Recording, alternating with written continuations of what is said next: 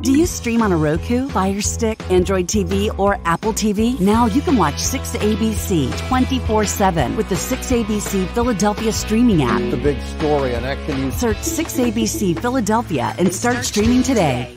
Hello, everyone, and welcome back to another week of Women to Watch. I'm Sue Rocco, and it's so great to be here with all of you with another great show this week, profiling some amazing women. And joining me in just a moment will be Sue Shea. Sue is the president and founder of Dancing with the Students, which is a nonprofit here in the Philadelphia area, teaching boys and girls how to ballroom dance. And we're going to be learning all about what else they learn from doing the dancing. It's a lot more than ballroom dance. Later in the show, you'll hear from Sherry Marson, our Lifestyle Watch contributor. And Sherry's going to be joined by Becky Gabriel. Becky is the owner and co-founder of the Mercer Bucks Pickleball Club.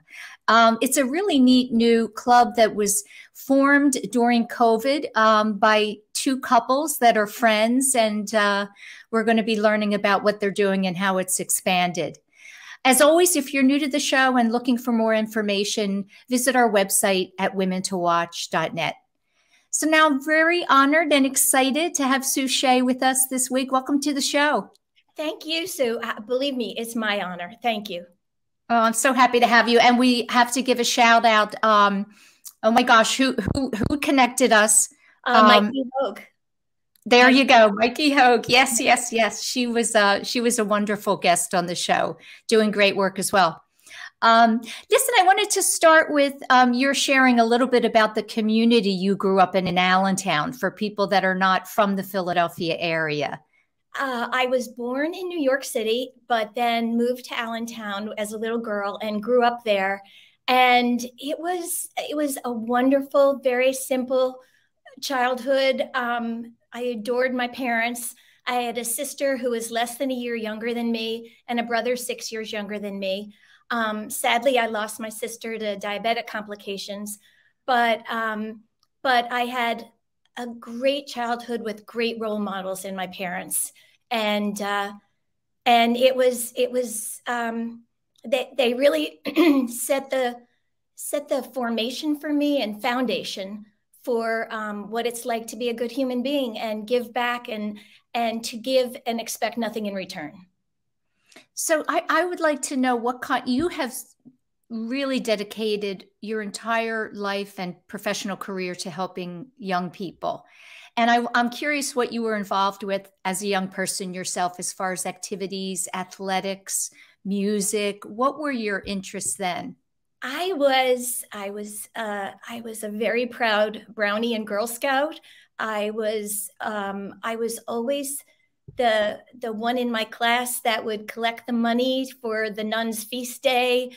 I was always the organizer, and I guess being the oldest in my family, I took that role on. I was always the intramural athletic, and I was always the referee. And I would apologize before I would call a foul on basketball, which was not the right thing to do, but it was just me. But I did love tennis, and I did play on tennis teams. And I loved doubles. I loved partners. I played in many different states. So tennis filled a great part of my life athletically. You know, one of the things I always find interesting is those events that happen in our life that perhaps is not a major monumental moment, but they stick with us forever. And you shared a story with me about your mom, and the two of you were driving together and she heard something on the radio. I love that story. Can you share it? Thank you. I love that story too. So I was a little girl in the back seat with my brother and my sister in a Country Squire station wagon. And I am sure none of us were wearing seatbelts back then in Allentown. Right. And my mom was listening to the radio, and my mother had O negative blood, which is the rarest blood there is.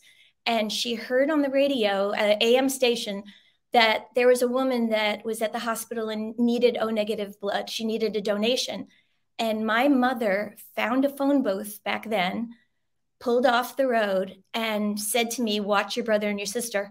And she called the radio station on the phone booth, and she ended up donating blood to a total stranger. And I remember being in the back of the seat, scared, with my brother and my sister alone in the car, watching my mother at this phone booth. But then I remember thinking, she is donating blood to a total stranger. And she went to the hospital, she did it. And, she set up the appointment and did it the next day.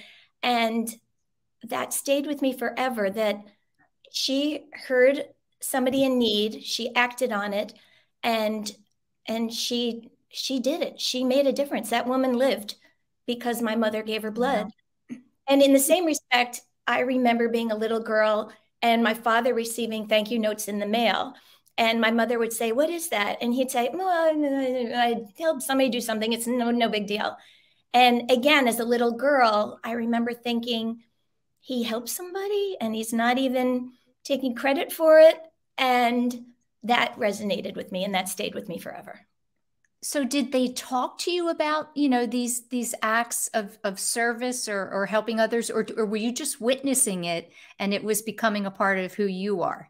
So incredibly, when they were young, they had read a book called The Magnificent Obsession, and it was all about doing good deeds. And in the book, I get choked up. In the book, they would say, "Don't use it up," because you would do a good deed and just don't use up the goodness.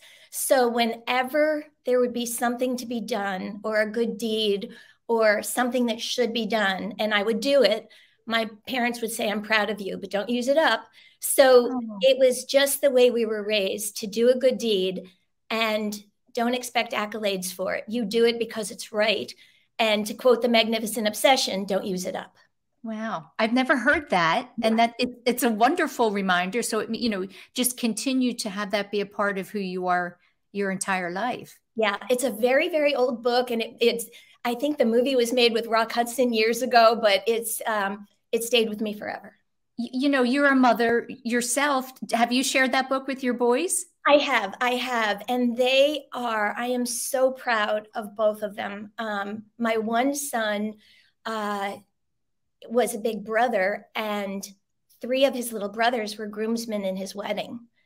And my other son sponsored a child at the Jesu school, and he, to this day, refers to her as a sister. So both of my sons do very good, quiet deeds. Some I knew about, some I don't know about. That's right. I'm sure they're getting thank you notes that you don't know about. That's a beautiful way to put it, Sue. That is absolutely true. Yeah. So you went off to school and you studied education? I did. So my little hiccup before that is my sweet, wonderful father, who was brilliant, also had many job opportunities. And he always did what was best for the family and best for his career. So part of my journey is I went to 3 high schools in 3 years. And that was very difficult. Very, very tough. Oh my gosh. But again, I say, okay, it made me who I am. And it was actually high school number 3 who I went to a guidance counselor who didn't know me at all and said, "What do I do?" Like the whole thing with your senior year is find a teacher that knows you really well. Well, I had been to 3 high schools in 3 years. So I was writing to old high schools about my new recommendation. It was very, very difficult, but it was high school number 3 that said, "Why don't you try Boston College?" And I ended up going to Boston College, and truly it is the gift that keeps on giving for me.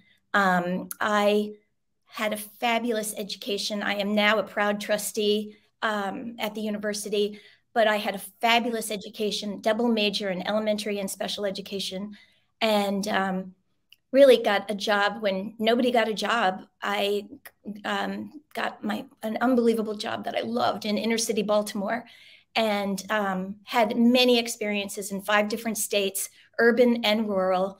I taught in Virginia, where I had to wait for a cow to cross the street before I could get to my class. I taught in the suburbs, in the cities. It just fabulous, fabulous different experiences in my teaching career, always with children with learning differences. Yes. What drew you to that? I just loved, reading is the name of the game. And I loved teaching reading, and I acknowledge that children have different inputs and outputs. I am the kind of person that when I'm in a lecture, I'm writing down notes religiously. I am a visual person.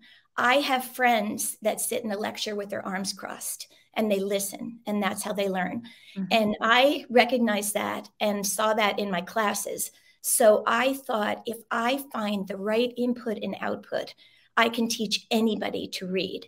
And I would always start by holding up a book saying, repeat after me. If I can read, I have power. Reading is power.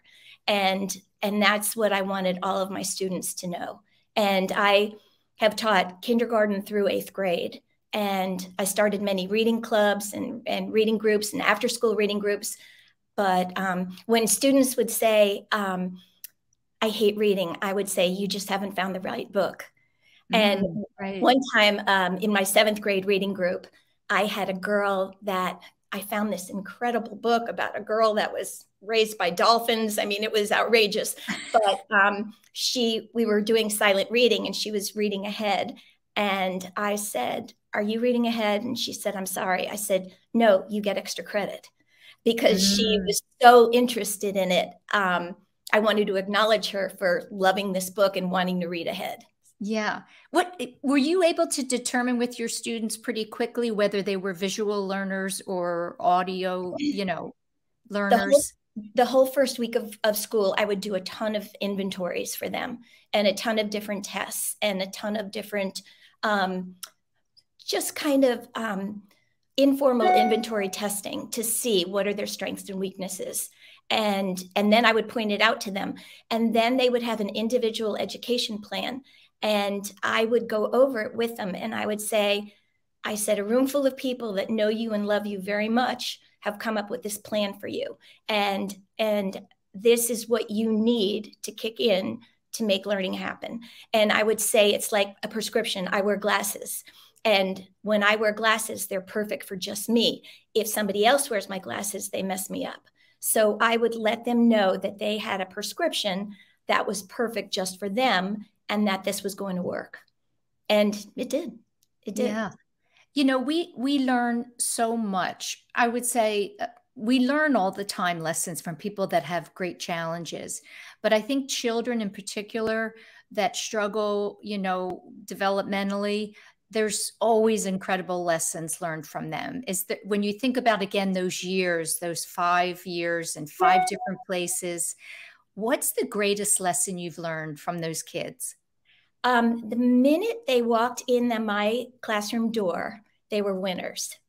And I made them feel that way. And so the last part of my career in middle school, you live and breathe by your homework. So I had a homework club. And it was actually, I got yelled at because it was before my contract actually, where my time limit started as a teacher. But I would, from 7 to 7:45, I would have what I'd call my breakfast club. And I had I had breakfast bars, and I would play the Beatles. And if they... Well, that sounds like a great way to start the day. And if they didn't get their homework that night, I would say, get to bed because you need a good night's sleep, but be in my room by 7 in the morning. So they would come in, I'd have a breakfast bar, the Beatles would be playing in the background, and I would say to them, your goal is to walk into that classroom saying, first period, saying, I'm totally prepared. Not to walk into that classroom saying, don't call on me, don't call on me. So I set them up for success. And I made them, I mean, when it was so funny, their lockers would look like a bomb went off. And I would say, periodically, I would say, time to play trash and treasure. And we would go through their locker and clean it out. But I did everything I can to give them the skills that they would need. I also acknowledged to them that everybody had a class job, and I have a terrible memory. So one of my students' job was reminder. So the reminder would say, don't forget to pass out those papers, or don't forget to do that. So we had badges. and I would put a stickum on my badge to remind me to do things. So I would tell the students, I have a bad memory. That doesn't make me a bad person. It means I have to kick something in to help me remember. And this was before cell phones, before you could set a reminder. Oh my gosh, thank God for Siri. Remind me too. I do it every day. Yeah. So I let them know that 100% I believed in them, but I also let them know that I had shortcomings, and this is what I have to do to succeed. Have you, I know you're in touch with a lot of your former dance students. How about the kids that you taught over the years? Do you hear from them, or I should say, or from their families? I do. It's such a gift, because also I had a lot of them at middle school age, which was really transformational. And this young man who is now a father of 2 little girls, his father was dying in Alaska. And he texted me the whole trip on the way to Alaska, asking for advice, asking for encouragement, asking for prayers, because his mom had passed away. And I just thought, and I said to him, I said, what a gift that I got to be part of your life when you were rising as a 7th grader, and now I'm part of your life as an adult. One of my other favorite students in the universe, she came from Jamaica, but she always says she came from the jungles of Jamaica. When I got her as a 6th grader, she didn't know the letters of the alphabet. She couldn't read. And now she is a graduate from Johnson & Wales Culinary Institute, and she is a head chef. And she is now the mother of 3 little angels.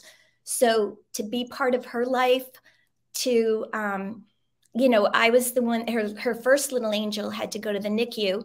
So I was the one that went to the hospital because nobody in her family had a car. And I took her from the hospital to the NICU. And when the nurse said, "Are you a family member?" I kind of glared at her and I said, "I'm like a family member." So I got to go in there, but these students have become my life. And, yeah. And it's great because my sons acknowledge that too. They giggle at the connection I still have. And they always tease me. These are 30-year-old men and women with children. And my sons say, "When are you going to stop calling them my former student?"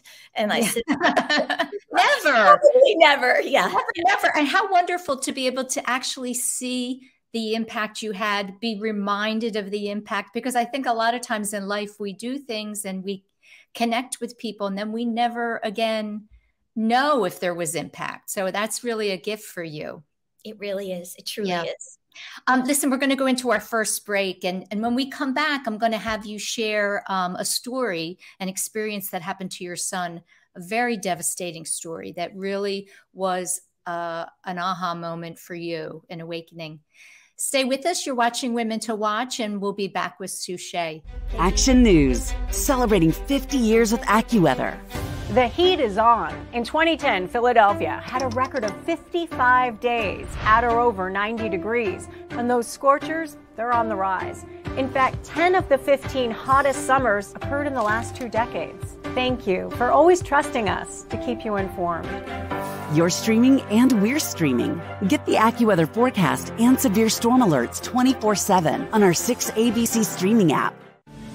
Whether you're just getting started, already well on your way, planning for your future, drafting your vision, growing toward greatness, or finding that dreams really can come true. Whatever your next steps are, we'll be right here with you, just like we have been for 150 years. Start here, grow here, stay here. Penn Community Bank. Here we grow. Go for the midnight dares. Go for the memories. Go for the view that goes on forever. Go for the bubbles in your bathtub and in your drink. Go to bed whenever you want. Or don't. Go for him.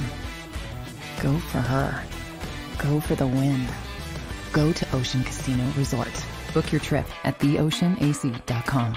The following is a real testimonial from the father of a young injured victim. I didn't think she was going to make it. Major Perry's daughter was the victim of a horrific accident caused by someone else's negligence. If you don't find the right counselor, law firm that you're looking for, you will get lost in the wilderness. Badly injured? Call the Fritz and Bianculli Law Firm at 215-458-2222 and find out why they say, "We got this."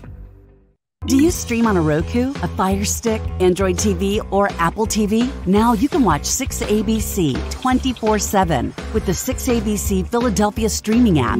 Watch Action News live. The big story on Action News tonight. Plus special programming, breaking news, and severe weather updates. Tremendous amounts of rain. Always on. Always the news team you trust. Watch 6ABC 24/7 on your streaming device. Search 6ABC Philadelphia and start streaming today. Hello and welcome back to the show. I'm Sue Rocco and I'm joined by Sue Shea this week. And Sue is the president and founder of Dancing with the Students, which is a take on Dancing with the Stars. And just before the break, I mentioned something that happened to your son, which this is one of those events that I'm sure changed not only his life, but your life and everyone that knew him. So share with our viewers what happened to your son when he went off to Fairfield as a student and an athlete.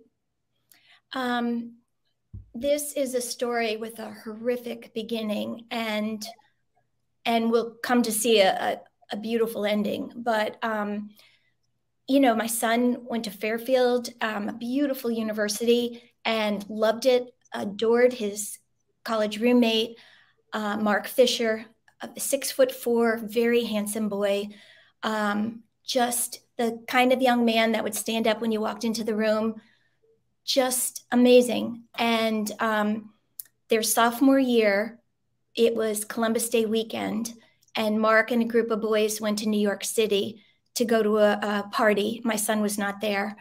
And Mark met a pretty girl, which he always did, left that party, went to another one, which he always did. And there were gang members at this other party. And they thought that they would be leveled to a higher level of the gang if they committed a murder. So when he went to the ATM, senselessly and horrifically, they shot him 5 times and wrapped him in a blanket and dumped him. And it was a nightmare, and a nightmare for the Fisher family, a nightmare for my son to go back to his empty dorm room. We had no tools in our toolbox. These boys were 19 and we had never had a senseless, violent act like this happen to us. So, I mean, I'm still incredibly close to Mark's mom to this day. And we talk regularly. She's family to me. And the Fishers are family. But it is something you never get over. So that whole year, in the Jesuit way, whereas as I was educated at BC, you reflect. And I was thinking, what am I doing? How am I doing it? I was in my 15th year of teaching. I was in my 7th year at this job. And it was 5 minutes from my home. I was thinking, am I really making a difference? Is there more that I could do? And then, ironically, my father golfed with Reverend Gene Bay from the Bryn Mawr Presbyterian Church. And he said, I support this school in Philadelphia. And it's Catholic, and I'm not even Catholic. He said, you should check it out. So my father told me about it. And on my spring break from the school I was teaching at, I went down and looked at this school, and I fell in love with it from the minute I walked into the office. There was this wonderful secretary there, and a little boy walked in and said, I ain't got no bus money. And the secretary said, as a student of the Jesuit school, you'll speak to me in correct English. And she said, and the little boy said, I don't have any bus money. And she opened up her drawer, gave him money, and said, you're going to need this, and give my love to your aunt and uncle.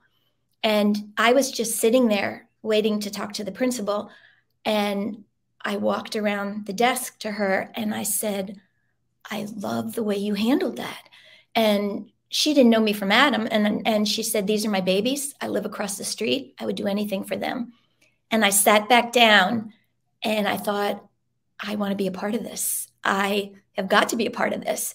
So they have a great model at the Jesu School with a principal and a president. And the president does 100% of the fundraising. The principal does 100% of the academics. The president at the time wasn't even Catholic. The principal was a nun. And I just thought, this is perfect. So this was April. So in June, In what year, Sue? What year was that? This would have been 2004. Okay. So I quit my school. I quit my job in June. I told my principal this was it. And he actually said I was the best special ed teacher he ever had, which I love to hear, but it was like, I'm done. And then in August, I started at Jesu as a board member and as a volunteer in their resource room, and got to use all of my expertise and experience from where I had been to say to them, how about if we try this? How about if we do that? And we actually, I actually our family endowed the resource room in my sister's name. So it's the Debbie Martinelli Resource Room. Yeah. Isn't it true that they wanted you to sit on the board? Yes. And you said, okay, but I really need to be in the classroom with the kids. I totally did. Thank you for reminding me, because to my core, I'm a teacher, and to my core, even at Boston College, I said my experience has to be more than just going to meetings. So I have a lot of interactions and a lot of experiences with students at BC, and I have a lot of experience. And I just wanted to be in the classroom at Jesu also, and work with those children. And I taught with I volunteered with an amazing senior teacher, Liz Mooney, and she would say to me, I need help with creative writing. And I would say, I have a great thing. I said, we'll use a hamburger, and the bun will be the introduction, and then the bottom bun will be the closing, and then the hamburger and the tomatoes and is all the supporting details. So she would say, go for it. So Liz not only let me be a volunteer, but sometimes she'd let me take the lead and teach a mini class. So it was a total win-win. When I think about your life, Sue, I think we all have a calling, and sometimes it's very hard to figure out what that is. And you're clearly a teacher, and you've stayed doing that for most of your life. Do you feel as though you have and you are living your calling? I am, and I'm also a great example to young women and gentlemen that I come in contact with, because I'll say to them, when you look at me, do you say, "Oh, ballroom dancing"? And we all laugh, like there's no way. I'm 5'3", and you like, but that's where my journey has taken me, and so I let them know that life is not a straight line. And right. Sometimes you're on that straight line and there is a landmine that goes off, and whether you like it or not, your road has changed. So let's talk about how the ballroom dancing came to be. I'm sure everyone is wondering, where in the world did that come from? So I was chairman of the education committee, and at one meeting, Sister Ellen, the principal, said, we have such talented children and we're not doing enough in the arts. So she said, can you work on that? So I thought, okay. So I did some exploring, excuse me. And sure enough, the movie Mad Hot Ballroom came out. And after 9/11, New York City started a ballroom dancing program. So I saw the movie once, and then I saw it the next day and brought my son, and I went with a pad and paper and took notes on it. And I went back to the education committee and said, how about if we do ballroom dancing? If they do it in New York, why can't we do it in Philadelphia? And Were they doing it with children in New York? Yes. Were. Okay. Fifth grade. They did fifth grade. They targeted fifth grade. So Sister Ellen said, go for it. Yes. Except for the teeny tiny problem. I knew nothing about ballroom dancing. Nothing. Well, that's not a problem. You'll figure that out. So I did a lot of, I did research. I had a folder. So I went to Arthur Murray Dance Studio in Paoli, and I had a folder, and there was 10 teachers in the room. And I just went up to this woman I didn't know at all. And she is 6 feet tall. So it was kind of funny that I approached her, but I said, Samantha Redding, I said, I have an idea. I said, it's my dream. I want to bring ballroom dancing to inner city, underserved areas. And she said, I'd love to do that. And I said, yeah, but you have to do it in the city. And she said, you don't understand. I live in Philadelphia. I come out here to work. And I was like, wow. What was it about ballroom dancing that you thought would connect with the kids? Because typically that's a very grown-up thing to do. Why did you think that would work? So keeping in mind the teacher in me and keeping in mind my theory of be the best you can be, ballroom dancing made you stand up tall, made you have eye contact. And I always tell my students, life is about making the other person feel special. That's just the way it is. And all of those things come through in dance. And I'm jumping ahead, but we have what we call the ritual. The leader extends their left hand. The follower accepts with a smile. And then they go into dance position. And at the end of every dance, the leader twirls the follower, and then they look at each other, bow, and say thank you with a smile.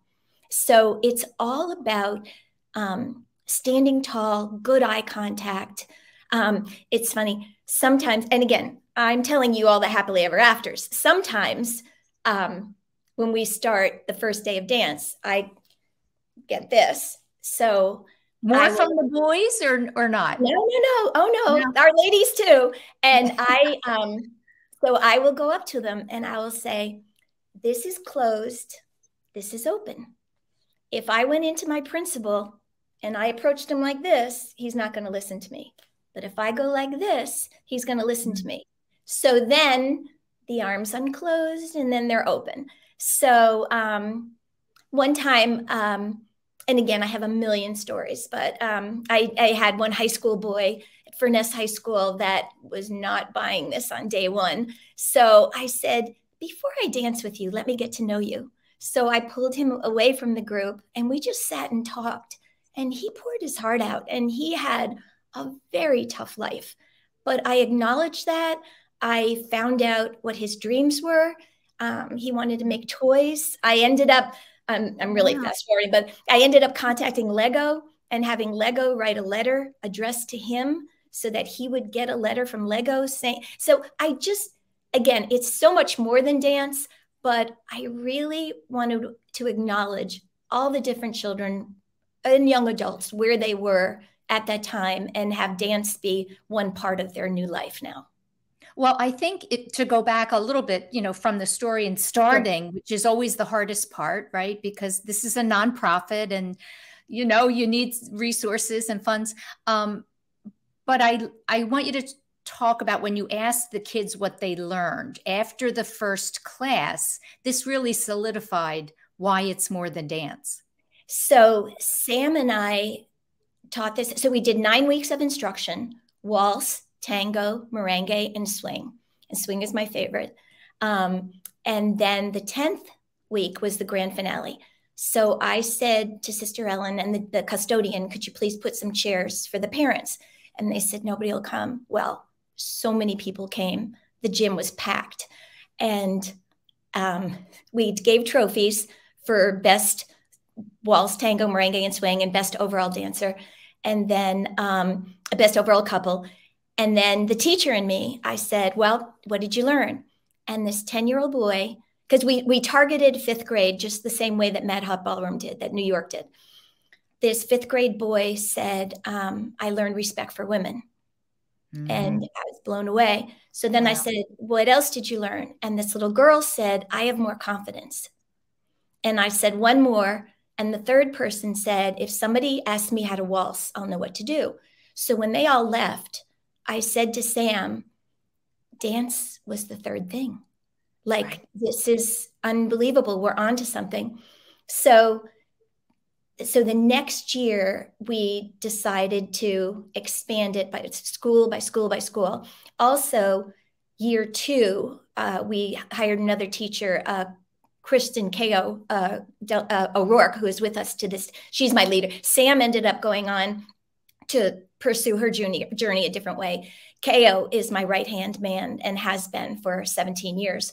And we have expanded. We have gone through, so this unique group that we had for 5th graders, instead of doing just 5th grade, we decided to do 5th, 6th, so that every student would have it 2 years. At the end of 6th grade, that group came to me with a petition. And to see students come to me with a clipboard, I was very nervous. I didn't know what to expect. And I said, what is it? And they said, we have a petition. You can't take dance away from us. We still want to dance. So these are 7th grade boys and girls. So I went to Sister Ellen and said, this is what happened. And she said one of the most beautiful sentences I will ever hear in my life. She said, when our students speak, we listen. So she changed the guidelines to 7th and 8th grade. So that unique group of students had danced 4 years. And then when they went to high school, they said they still wanted to dance. So I formed a dance troupe. And for 4 years while they were in high school, they performed at the charity ball twice at the Union League. They performed for the 76ers 4 times. They performed for the Phillies. And then fast forward, when the Pope came to town, the Jesu students performed when the Pope came. They danced the tango and the swing because the tango is his favorite dance. And it was just an experience we'll never forget. If we go to YouTube, is there a channel or a place that we can see the kids dancing? I'd love to see that. Definitely. Also, we have a website, dancingwiththestudents.org. If you go under our photo page, we have all photos and so I say the students are fabulous dancers, but may I say my teachers are fabulous choreographers. They are gifted. And in the arts world, you need 5 jobs to make a living. And gloriously, I'm one of the jobs. So all of my teachers, like the Academy Award in Philadelphia is the Barrymore Award, and all of my teachers are either Barrymore Award winners or nominees. So they are phenomenal. They have masters from Harvard and masters from Villanova and Temple, and they're gifted actors and actresses and choreographers. One of my teachers teaches accents. One of my teachers teaches fight choreography. One of my teachers is a puppeteer. They're all phenomenal, and they're all committed to the arts and to dance. Well, I think it's such a it's a surprisingly great activity that is doing so much more. And we just have a minute left. Tell me, what's your dream for the future of it? So it's funny that you say that, because yesterday I had lunch with one of my former students that I knew as a 10-year-old, and now he is 28, married, and the father of a baby girl. And he said to me, the first suit I ever got was for Dancing with the Students. And he said, I still remember you cheering for me on the sidelines. And I said to him, my goal was not to be in 50 states. My goal was to make a difference where I am. And I truly, and even though I am in mostly Philadelphia and New Jersey area, and one school in Los Angeles, because one of my gifted teachers went to LA and my son was living there at the time. So I wanted a presence out there. But I feel that we definitely are making a difference where we are right here in the Philadelphia area. That's a beautiful way to say it, because sometimes it's overwhelming to think too broad and a big picture. And every day you're touching lives. I so appreciate you coming on the show, Sue, to tell your story. And we'll be sharing the information and the website with our viewers. Thank you more than I can say, Sue. I appreciate it so very much. Stay with us, and Sherry Morrison, our Lifestyle Watch contributor, will be back with Becky Gabriel, the owner and co-founder of the Mercer Bucks Pickleball Club. We'll be right back. Action News, celebrating 50 years with AccuWeather. The heat is on. In 2010, Philadelphia had a record of 55 days at or over 90 degrees. And those scorchers, they're on the rise. In fact, 10 of the 15 hottest summers occurred in the last 2 decades. Thank you for always trusting us to keep you informed. You're streaming and we're streaming. Get the AccuWeather forecast and severe storm alerts 24/7 on our 6ABC streaming app. Whether you're just getting started, already well on your way, planning for your future, drafting your vision, growing toward greatness, or finding that dreams really can come true. Whatever your next steps are, we'll be right here with you, just like we have been for 150 years. Start here, grow here, stay here. Penn Community Bank. Here we grow. Go for the midnight dares. Go for the memories. Go for the view that goes on forever. Go for the bubbles in your bathtub and in your drink. Go to bed whenever you want. Or don't. Go for him. Go for her. Go for the win. Go to Ocean Casino Resort. Book your trip at theoceanac.com. The following is a real testimonial from the father of a young injured victim. I didn't think she was going to make it. Major Perry's daughter was the victim of a horrific accident caused by someone else's negligence. If you don't find the right counselor, law firm that you're looking for, you will get lost in the wilderness. Badly injured? Call the Fritz and Bianculli Law Firm at 215-458-2222 and find out why they say, "We got this." Do you stream on a Roku, a Fire Stick, Android TV, or Apple TV? Now you can watch 6ABC 24/7 with the 6ABC Philadelphia streaming app. Watch Action News The live, big story on Action News tonight. plus special programming, breaking news, and severe weather updates. Tremendous amounts of rain. Always on, always the news team you trust. Watch 6ABC 24/7 on your streaming device. Search 6ABC Philadelphia and start streaming today. Welcome to the lifestyle segment of Women to Watch. Today, our guest is Becky Gabriel, owner and co-founder of the Mercer Bucks Pickleball Club. Welcome to the show, Becky. Thank you for having me. I'm so excited to be here. I'm excited you're here. I'm a big pickleball fan. I don't play yet, but I will. It's easy to get addicted. I bet. Before we get into how and I'm going to refer to it as the MBPC, Mercer Bucks Pickleball Club, came about, Becky. Please tell us a little bit about yourself. Well, I'm actually not from the East Coast originally. I grew up in Las Vegas, Nevada, went to college and worked in LA, and then migrated east over the time. Met my husband actually on a project in Cincinnati. We both ended up here. We've been here for about 28 years. Love Bucks County. And, you know, I had a mix of corporate life and being home with my children both.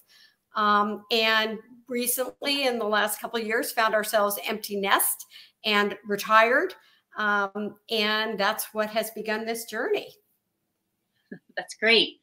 So clearly, as you were entering college and all, there was no major or plan as you started your career to be queen of pickleball in the Northeast. You have 3 partners now, and you opened the Mercer Bucks Pickleball Club in February of this year. Tell us how that all came about. So it came about, you know, first off, I was never a tennis player or racket sport player at all. I, played ping pong. So I had heard about pickleball. Somebody had mentioned it. I tried it out. I had learned it at the shore. It kind of started getting popular at the shore. This is during the pandemic. But what really happened was we had these great neighbors move in across the street, Sharon and Bob Volsky. And my husband, Frank, and I met them one evening playing cornhole outside. And within the next day, we had both mentioned that we had started pickleball, and we striped a court in our cul-de-sac. So we striped a court and rolled out the net, in our portable net. And, during the pandemic, as we all we're stuck inside looking for something to do. We are out there now every single day. All of a sudden, every day we're out there for hours playing pickleball. Our neighbors would be walking by watching us play pickleball. We even started to try and stripe a second court in the cul-de-sac. And one of our neighbors told us it wasn't a gym, so we weren't allowed to do that. So, but we were out there every day. And then weather set in. And so I'm out there one day with like a ski glove, and I'm chipping the ice off of the pavement. And I'm pondering, like, can I actually hold the paddle with this big down glove? So, we started kind of researching around, were there any indoor pickleball clubs? And there was one a little further away, and kind of not an ideal situation for us. And we tried that a couple times, and my neighbors and I, we went to dinner one night, just barely knowing the Volskis. And both of us said we had both been pondering, like, maybe we should open a club. So I joke, I went to sleep, and the next morning I wake up and Sharon had a full-blown business plan. But we spent time together talking through and seeing if it seemed viable. We all came from corporate backgrounds. We all had sort of skills in different areas. And it seemed to be really working well. And I sort of pulled us all back in and did a pause and said, let's just, why are we doing this, right? Let's make sure we're all just recently retired. We're all empty nest. Like, let's make sure that we're all doing this for the right reasons and the same reasons. And we were. And for us, it was about building a community. All of us now, we did our jobs. We want to just build a community and benefit the community. And so we opened Mercer Bucks Pickleball Club in February, and it's boomed. It's just boomed. It's been great.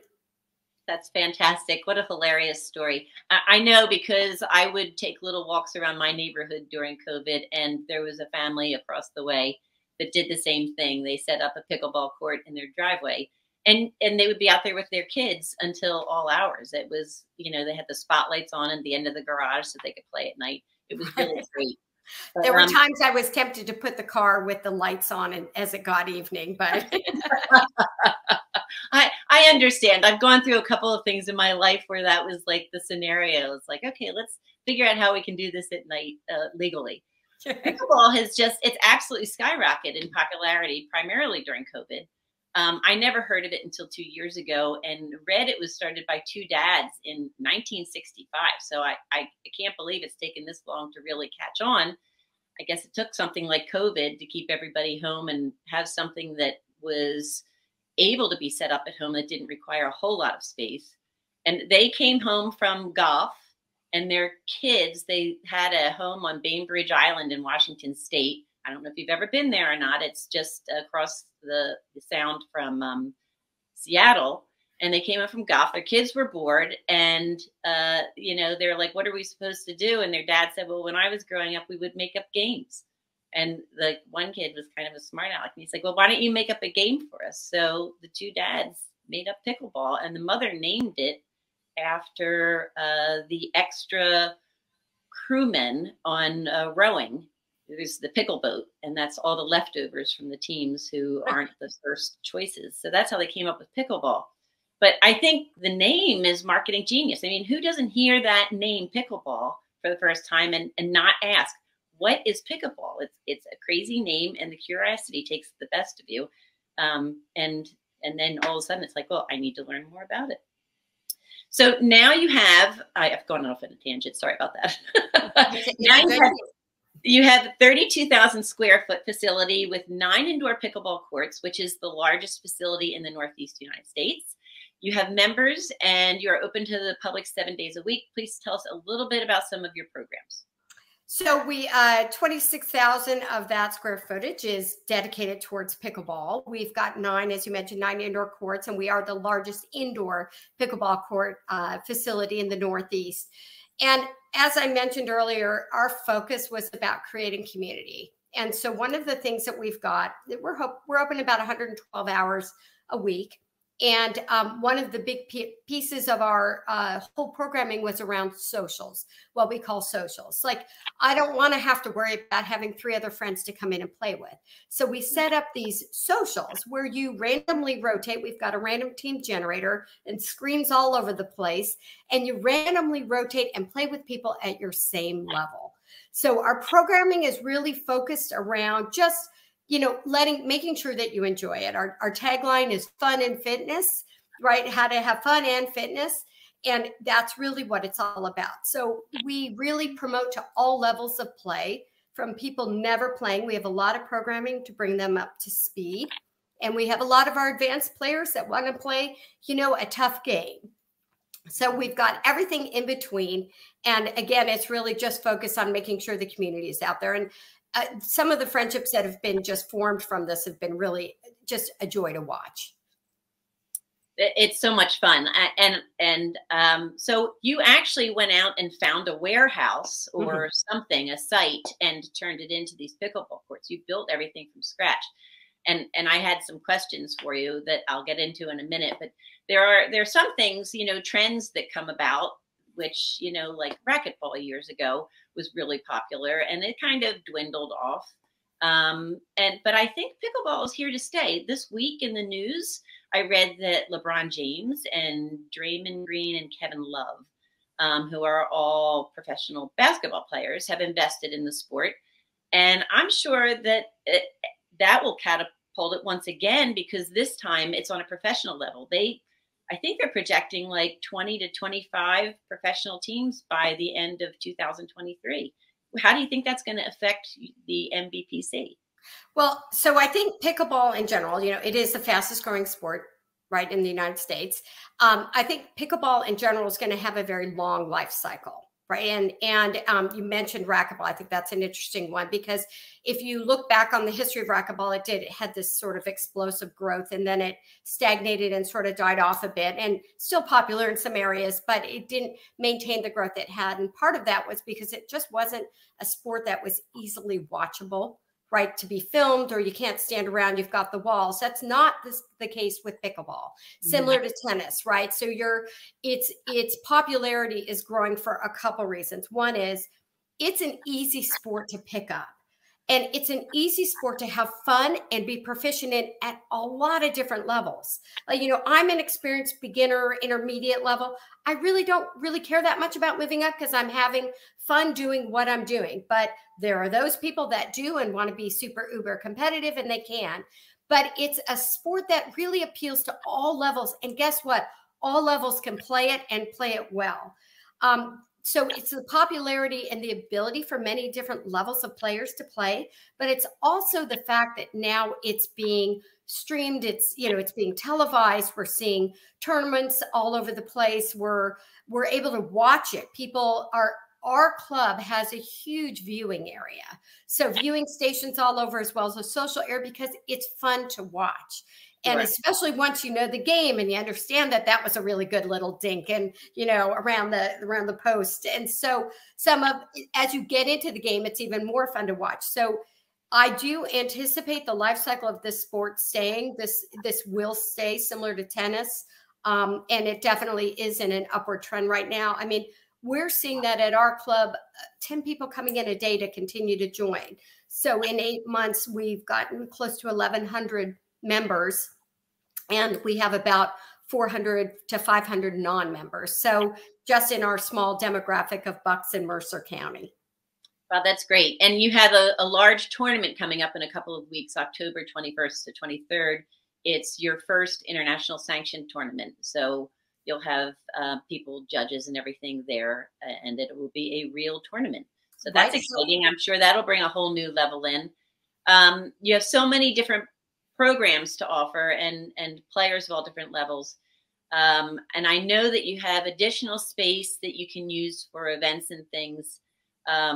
So if people want to come in, you have like a pro shop where they can buy different attire and different things that they can use for the game. You also have some space if you want to come in for events for corporate building, team building programs and family things, whatever. there's just a lot going on. And I asked you, there's so much to cover. I mean, just the language itself, a DINK, if anybody noticed, it's not double income, no kids, let it was. It's a little shot, a little soft shot that just goes over the net into an area that you're not supposed to be standing in. And I hope you don't mind, when we were talking about building the facility out and everything, I'm into operations and logistics and everything. And I'm part of a group called Simon's Heart. And one of my questions, October is Sudden Cardiac Awareness Month. And I asked you about having an AED on site because 9 out of 10 children who die during school, it's during a sporting event. People don't realize that sudden cardiac arrest can affect people of all ages. But you said you did have an AED and you used it the first week that you were open and saved somebody's life. You guys are heroes. Thank goodness that person had that happen to them where there was an AED available. And the individual this happened to said, thank God I was at the pickleball club, because had I been home, I may not be here today. So thankfully, with the quick action of one of our employees, who is our Red Cross trainer, and we've all been trained, she knew immediately to go and get the AED. Jo Marie Holzhammer just, was so darn efficient on just getting it done, and we saved them. And it's been, it's a really important element to have. I do want to just, yeah, definitely. And it's there, and I pray we never have to use it again. But we know it's there, and it does give us comfort knowing that is. Sure. I do want to hop just really back talking about the tournament, if I can, on October 21st through the 23rd. So that is our first USA Pickleball sanctioned tournament, which means, yes, we will have refs there, and we've got all kinds of level of play. It'll be very exciting. It's sold out very quickly. It's 250 people we're expecting at the club. And I think it's just a real indication about this growth of this sport, which is just so much fun. So sure, you're going to be coming over and playing soon, right? I absolutely will. It's a little bit of a drive, but it's worth it for me. Completely. So, unfortunately, we're out of time. I think it's great that you and your partners have sort of come together in this serendipitous manner, and put together a really big racket. And it has. I love being punny, and I'm probably the only one that appreciates it. So thank you so much for being on the show and sharing the information. If any of you are interested in membership, learning how to play, checking out the Mercer Bucks Pickleball Club and giving it a try, or think it may be something fun for a corporate team building event, or you want to go attend the tournament that's happening, go to, and it's on the bottom of your screen, www.playmb.com. Thank you again, Becky. I really appreciate your time. Thank you for having us. And thank you so much. And we hope everyone gets in and enjoys the sport of pickleball. Thanks so much. Absolutely will. Sue, we'll be right back to close out the show. Keep living your dreams, ladies. Action News, celebrating 50 years with AccuWeather. The heat is on. In 2010, Philadelphia had a record of 55 days at or over 90 degrees. And those scorchers, they're on the rise. In fact, 10 of the 15 hottest summers occurred in the last 2 decades. Thank you for always trusting us to keep you informed. You're streaming and we're streaming. Get the AccuWeather forecast and severe storm alerts 24/7 on our 6ABC streaming app. Whether you're just getting started, already well on your way, planning for your future, drafting your vision, growing toward greatness, or finding that dreams really can come true.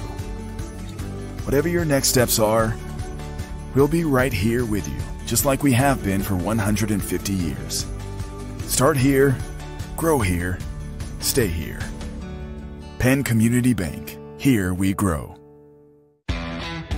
Go for the midnight dares. Go for the memories. Go for the view that goes on forever. Go for the bubbles in your bathtub and in your drink. Go to bed whenever you want. Or don't. Go for him. Go for her. Go for the win. Go to Ocean Casino Resort. Book your trip at theoceanac.com. The following is a real testimonial from the father of a young injured victim. I didn't think she was going to make it. Major Perry's daughter was the victim of a horrific accident caused by someone else's negligence. If you don't find the right counselor, law firm that you're looking for, you will get lost in the wilderness. Badly injured? Call the Fritz and Bianculli Law Firm at 215-458-2222 and find out why they say, "We got this." Do you stream on a Roku, a Fire Stick, Android TV, or Apple TV? Now you can watch 6ABC 24/7 with the 6ABC Philadelphia streaming app. Watch Action News live. The big story on Action News tonight. Plus special programming, breaking news, and severe weather updates. Tremendous amounts of rain. Always on. Always the news team you trust. Watch 6ABC 24/7 on your streaming device. Search 6ABC Philadelphia and start streaming today. Hi, and welcome back. That's it for another week of Women to Watch. Great show. Big thank you, as always, to Tone, our producer, to Sherry Morrison for her Lifestyle Watch segment every week, and to our watch team, our full watch team and sponsors for helping us to bring you the show, and also to 6ABC for hosting. Next week, I'll be joined by Renee Heath. And Renee is a pitch coach and sales coach at Accenture. And she's also the inventor of Banana Loca, which is this really cool kitchen gadget that was, I won't say discovered, but really took off after her appearance on Shark Tank.